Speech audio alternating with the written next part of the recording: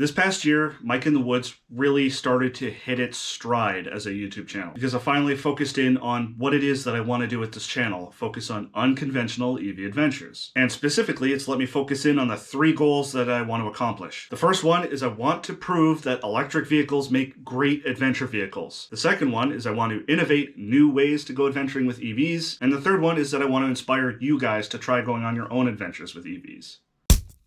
For most of 2023, I was on a slight upward trajectory on views. I started the year off at roughly 800 views a day, and about September, I was at about 1,000 views a day. Once October hit though, things started to go a little weird when I had a really old video just go absolutely haywire and it skyrocketed in views. I was getting up to 6,000 views a day. That started tapering off over the course of November, and then by the time December hit, I was back down to a baseline of about 1,000 views a day again. As of January 1st, the day I'm recording this, New Year's Day, I am at 11,056 subscribers. And just for a point of comparison, at this point last year, I hit 7,091. So if you do the math, that works out to be a give or take 55% year-on-year growth. At this point last year, Social Blade was predicting that we'd only have 9,288 subscribers, but we actually beat the Social Blade estimates by a pretty significant margin. Although, I did fall short of my 15,000 subscriber minimum goal. I don't know if you guys watched my New Year's update video last year, but I actually promised that if I didn't hit at least 15,000 subscribers by the end of this past year, that I'd shave off my beard. And actually, as a matter of fact, when I made that video last year saying that I'd shave my beard if I didn't hit that goal, I had another YouTuber by the name of Cyberlift reach out to me, and we formed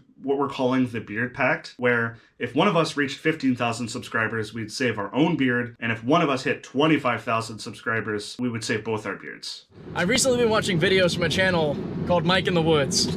The guy's awesome and goes on crazy adventures, you know, outdoors, whether it's in his new Tesla or with an e-bike, electric skateboard. But on his latest video that I watched, he was going through sort of a year in review and goals for 2023, and there was something in there that stood out to me.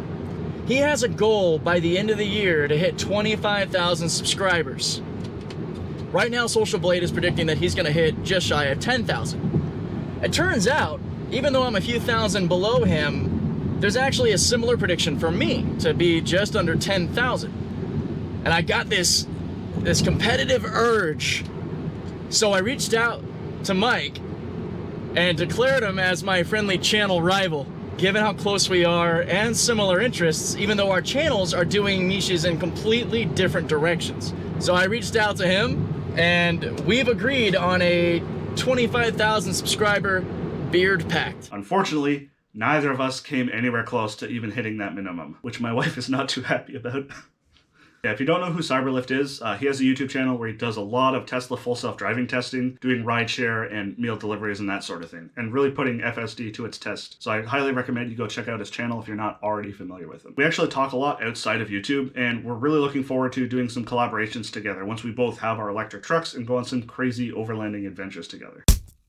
So despite the channel growth not quite being what I wanted it to be, as far as milestones and achievements and things I wanted to accomplish in 2023, man did I hit a lot of different marks. For one thing, we did actually break through 10,000 subscribers, which was a huge milestone for me. I placed a reservation for an Aptera, I tweaked my DIY electric snowboard into a actually usable state, I added a motor and a battery to my electric raft and took it out on a few raft packing trips, I converted an electric dirt surfer and did what I believe to be the world's first overnight backpacking trip ever done on one. I traded in our second car, the 2013 Mazda 3, for a second EV, a 2016 Nissan Leaf SV, making us a fully electric household. I built a lead-acid electric skateboard as the first of a series of really wacky DIY builds where I want to experiment with different battery chemistries. I filled in more sections of the Trans-Canada Trail and overall managed to get out and do more adventures this past year. And I'm actually starting to have legit companies reach out to me for product reviews and such. Because this past year, I've had not one, not two, but 3 separate legitimate companies offer to send me stuff out for review. The first was the Model 3 front bags from Tesloid, which I was sent a second one that I wound up raffling away. The second company to reach out to me was actually an overseas electric skateboard company, and they offered to send me one of their e-skates for review. And the third and final one was actually All Powers. They offered to send me their R600 unit for review, and a actual full review of that will be coming next week.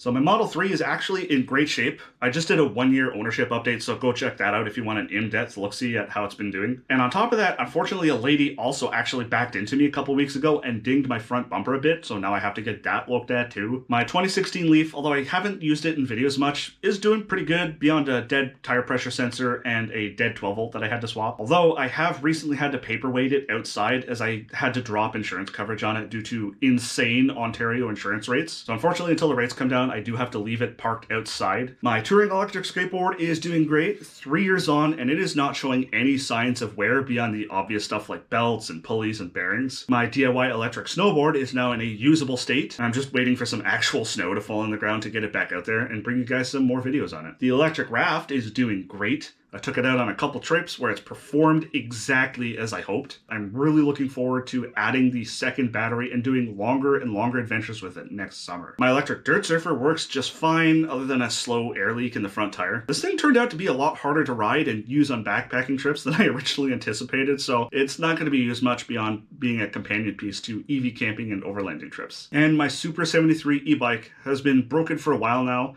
It still technically works, but the battery mount is broken, and my cat decided that the seat was his personal scratch post. I decided to sell it and get something a bit more modern and compact.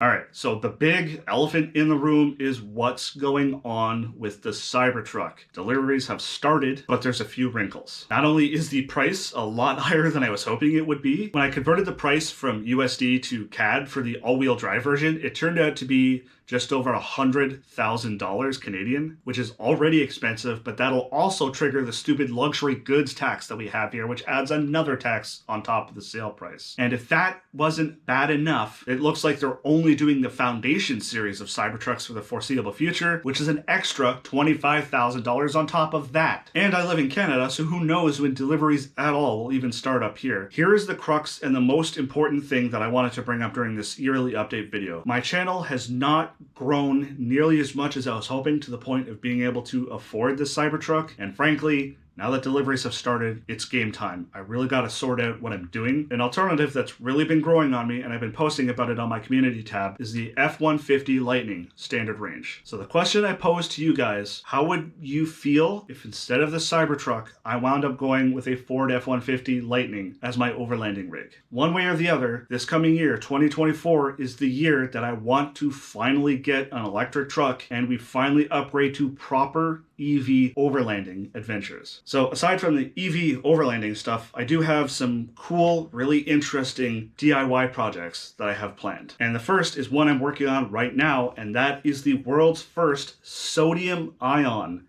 powered electric skateboard. Did you know that you could just straight up buy sodium-ion batteries now? I bought 12 of them to wire in series to build a 374 watt-hour battery. And this is one of my favorite DIY projects ever because it'll be the first electric skateboard ever in the world anywhere that will use sodium-ion batteries. I've talked about getting an all-terrain electric skateboard. This will serve as my new all-terrain electric skateboard for skatepacking adventures on the TCT and elsewhere. The second DIY project that I've dropped many hints about, I mean, it's pretty obvious what it is at this point, but that's design complete. All I have to do is 3D print all the printed parts and buy all the electronics and stuff that I need for it. When I checked Social Blade, it said we'll break through the next major subscriber milestone of 25,000 by the end of this year. And one last thing before I go, I made you guys a promise.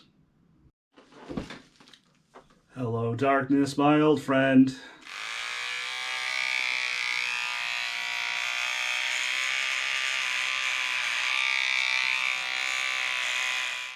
All right, time for the big reveal.